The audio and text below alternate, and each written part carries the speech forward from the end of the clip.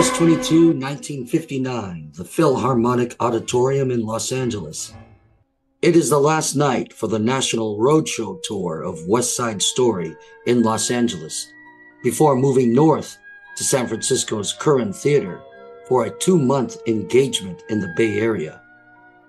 Originally conceived 10 years earlier by Jerome Robbins as a then modern update on Shakespeare's Romeo and Juliet, the show would break new ground with spectacular choreography by Robbins, Leonard Bernstein's music, and Stephen Sondheim's lyrics, all of which would artistically push the story outlined in Arthur Lawrence's book, one that dealt with race prejudice, poverty, references to substance abuse, and of course, the underlying theme, inner-city youth gang violence.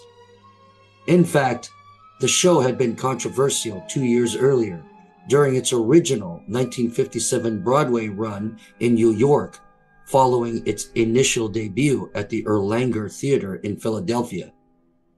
Broadway audiences were used to escapism for their musicals, but here was a musical that was tragic, in which characters died while mimicking real-world incidents, literally just outside of their own doors.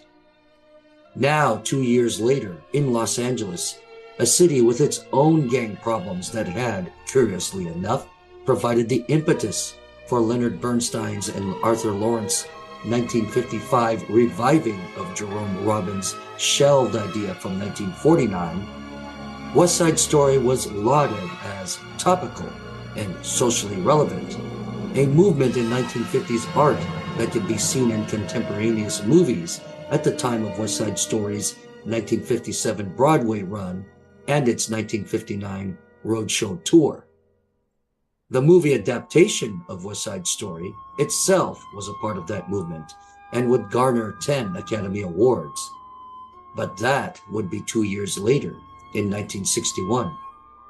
In August of 1959, Larry Kert as Tony and Sonia Wilde as Maria wowed audiences with their songs and made them cry with the tragic love story of an updated Romeo and Juliet.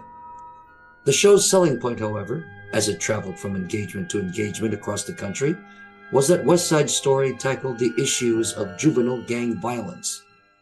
The reasons for real-life gang violence in the 1950s were complex, but often the immediate stated causes for specific rivalries between specific opposing gangs involved boys fighting and murdering each other over possession of girls. That stated reason was a plot point in the fictional West Side Story. On the next night, after the Los Angeles tour of West Side Story would be on the road, a real-life drama would play out across the country in the very city that the fictional West Side Story took place.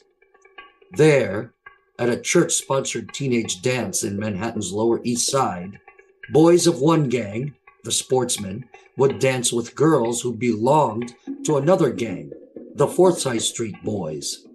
This act, innocuous and even laughable to modern-day adults, would be seen as an intrusion and a sign of disrespect by the then teenage members of 1950s youth gang culture, setting in motion a series of conflicts within a span of 2 days that would leave 2 teens dead and several others seriously injured, some of whom were uninvolved bystanders.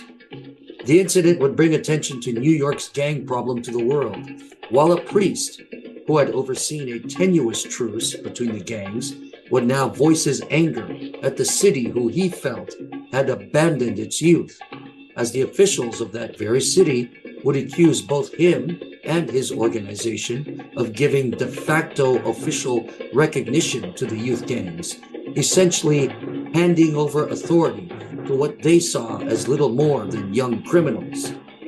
This is the true story of the August 23, 1959 gang war between the Sportsmen and the Forsyth Street Boys in Manhattan's Lower East Side, Episode 2 of True Crimes of the Atomic Age.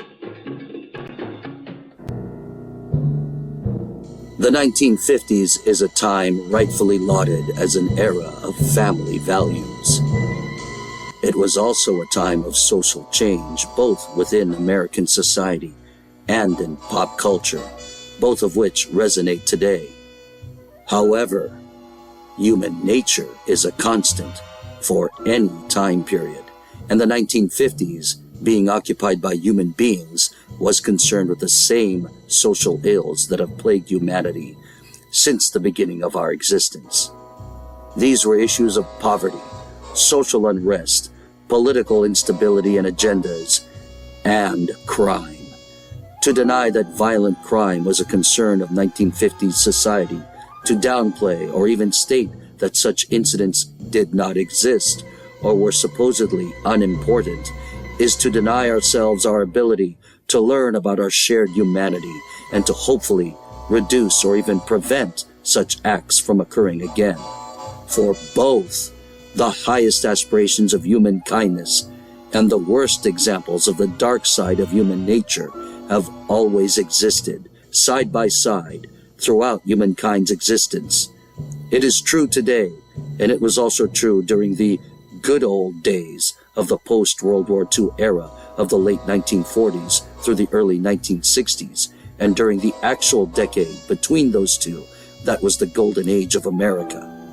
To leave out the bad parts of history is to actually dismiss the concerns that society of the past held, or to learn from the lessons that they left us. It is with this spirit that we present this series, True Crimes of the Atomic Age, the 1950s.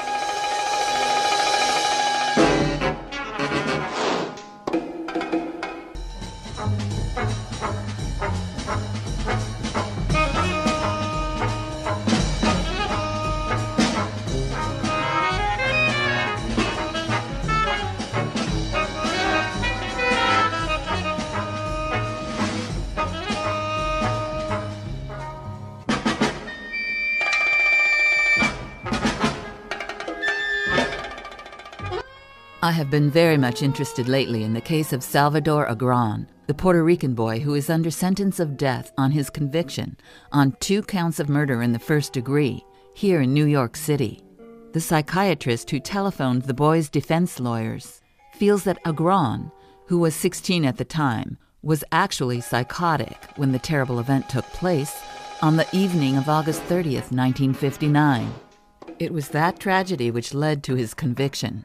It is now a question of whether a boy of 16 should be sentenced to death in a case involving a crime motivated solely by racial hatred, and whether he should be tried by a jury from which Puerto Ricans were arbitrarily excluded, contrary to the Equal Protection Clause of the 14th Amendment. No matter how much one deplores the crime itself, no youngster of this age should be sentenced to death. Eleanor Roosevelt, October 13, 1961.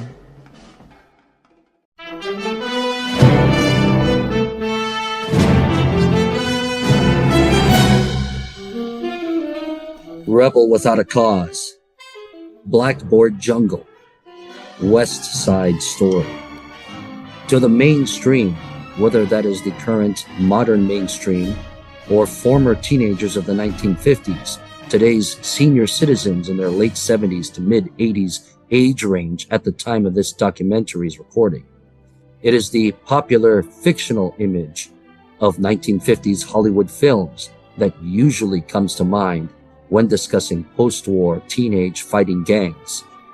Arguably, even more so than 1950s movies, are the humorous and comical harmless gangs of 1970s nostalgic films, which are so beloved by the modern mainstream that these images are now the basis for 50s-themed Halloween costumes, worn by children and families for theme parties.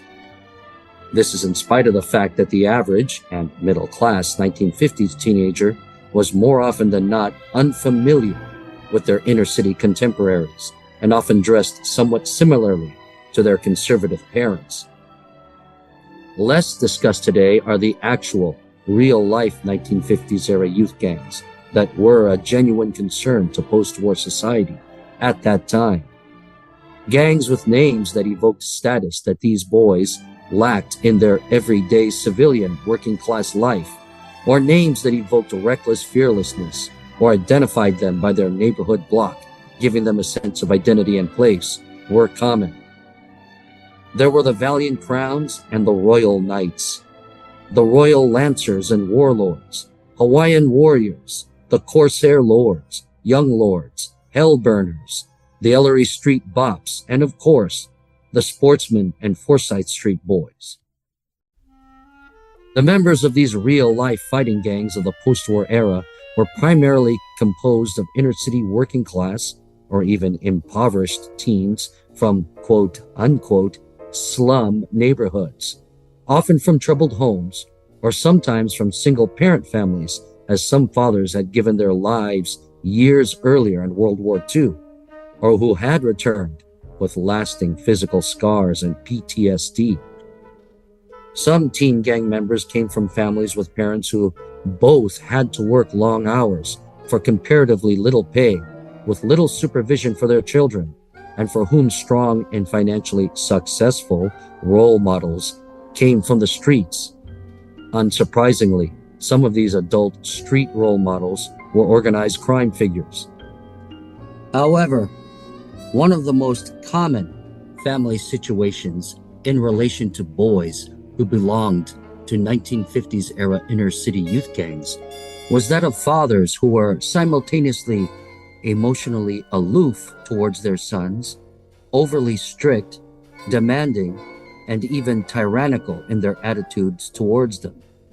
Understanding their sons was often seen as a feminine trait, and though emotionally dysfunctional, the boys themselves adopted their father's mindset, affecting their relationships both with other boys, often seen as potential threats and rivals to be tested against, and girls, less as a source of shared emotional intimacy and more as an object to be conquered in order to prove and brag about their own manhood among their peers.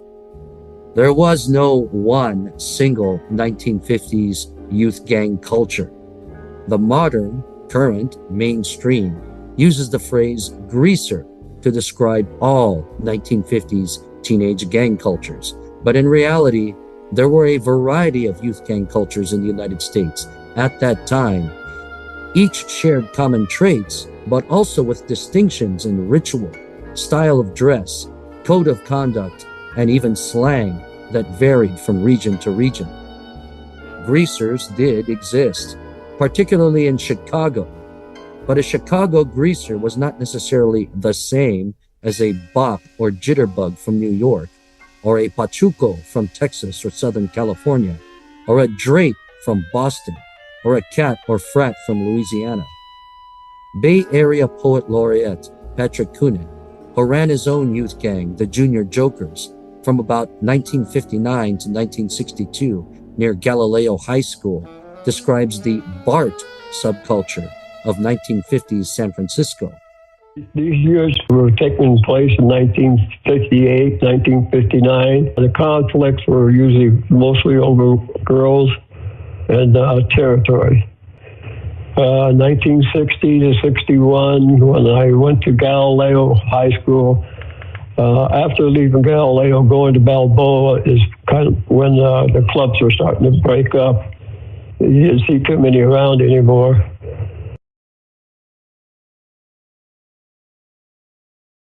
I believe that we were marked because we wore black, the big bands, the black jackets. Being poor, you bought those big bands because they were cheap. That was one of the reasons why, because we didn't have any money, and we had to go to cheapest route we could. That's how we wound up with big bends, because they were work pants. Actually, that's what they're for. They're work pants. We split the side of it and sew it up with purple string, so it just looked pretty cool. Sometimes button-down Ivy League shirts, different colors, and also plug jackets. We wore them, and we got labeled the Barts. That was fine.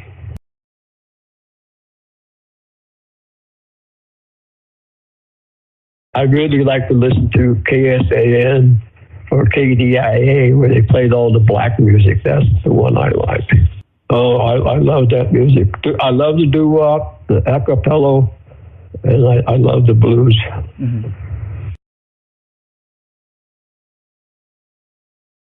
We had I told you before, I think we had a run-in with the Sheiks, where they would come down from KYA Hill from Hunters Point.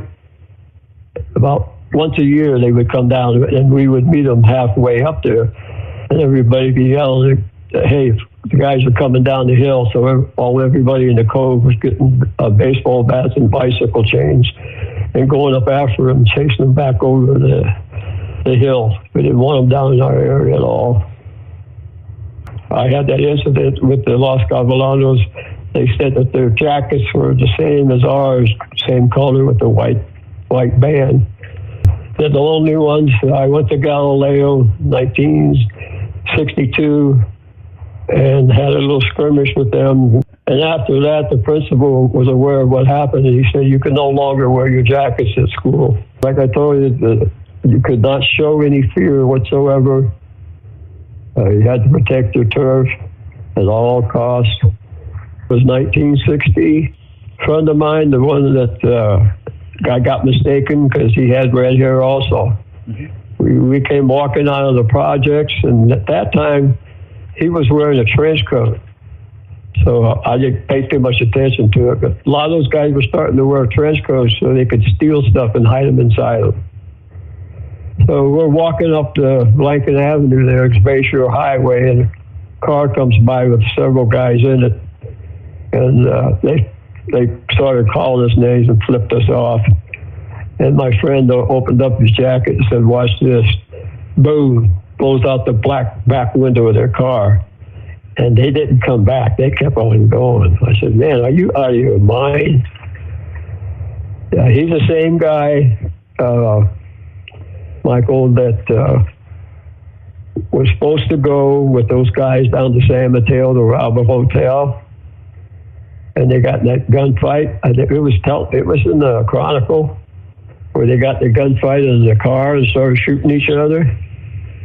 And my redheaded friend, he wanted to go with them, but they were older, and they told him, "No, you can't go with us."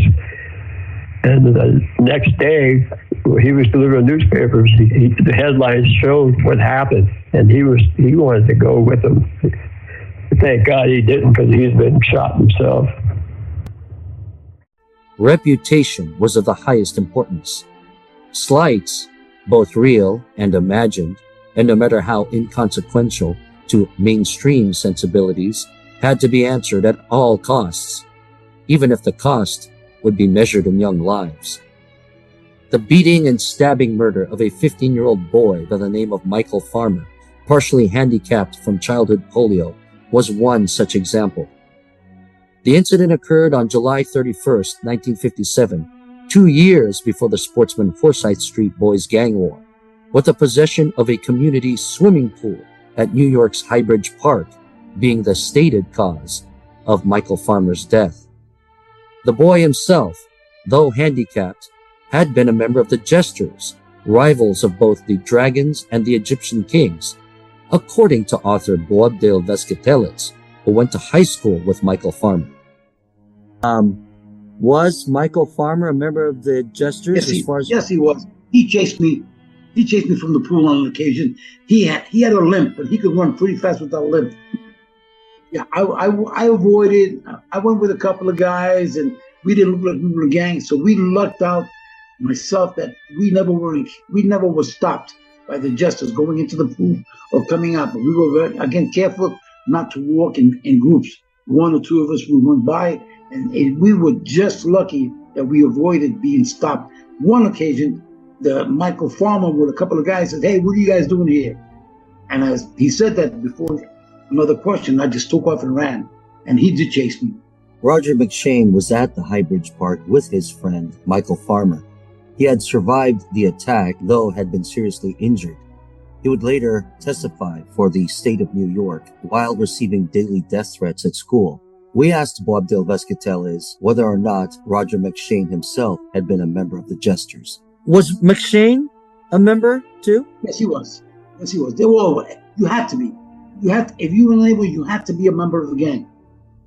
Whether you were an active member that, whatever, you signed papers or anything, no. But just by hanging out with them, you were a member. We also asked him his thoughts on a notorious statement given by one of the members of the Egyptian kings during the time of his arrest and booking for the murder of Michael Farmer. This was the first trial that had been broadcast over the radio. And this kid De Leon was quoted as saying that he wanted to feel like what it was like to stab somebody. When De Leon, they called him Jello. And he stated, "I wanted to feel what it was like to stick a knife into somebody." And he did it for the thrill of it. The protection of one's rep, of being bad enough, of being a stone jitterbug, was also outwardly displayed in the way a 50s era bopping or fighting gang member walked. The Diddy Bop walk was a slow, rhythmic way of walking that a 1950s era bopping gang member effected when walking around town or even at school. Author Boabdil Vazquetelles related the Diddy Bop walk, as well as the outward appearance of heart or courage, even when some boys of the 1950s bopping culture, deep down inside, were actually afraid, but couldn't show it without being socially ostracized. You mentioned how you walked a certain way. Yeah, they call it Diddy Bop walk. You walk like sort of like this, you walk in it, a little hop. You just walk like I'm trying to show you.